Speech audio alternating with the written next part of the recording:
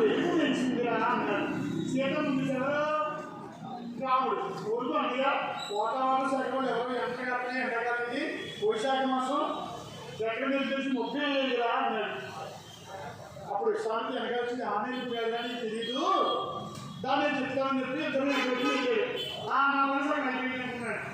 రామచంద్రమూర్తి మొదలు ఎదిరింది, సీతమ్మ మొదలు పూర్తిగా నిండిపోయింది. కానీ ఇప్పట్లో మెసేజ్ పెట్టుకోలేదు వాళ్ళు ఇద్దరు కూడా. నువ్వు అంటే ఇష్టం లేకపోతే కష్టం అనుకోలేదు. పెళ్ళికి ముందు మామూలు పెళ్ళితో మాకు కాకపోతే ఎవరితో కాపం నిలబట్టుకోలేదు. ఆ నిలబడినా పెద్దలు కాదు ఇంటి దగ్గర వెళ్ళిపోతుంది వచ్చేస్తారు. కాబట్టి పెళ్లికి ముందు మాల్యాలు జరుపుతున్నారు, తర్వాత మా విడాకులు జరుపుతున్నారు. విడాకు తెలుగు సంస్కారాలు. కాబట్టి సభలో కూర్చున్నారు. సీతమ్మలు అనుకుంటారా ఈ పిల్లవాడు ఇస్తే బాగున్నాయి, అందరూ పెద్ద పెద్ద రాళ్ళు వచ్చారు, అందరూ సుల్తాన్సి ఎలా ప్రయత్నం చేస్తున్నారు, ఎవరు వెళ్ళకపోయారు. అప్పుడు జనక మహారాజు గారికి కోపం వచ్చింది.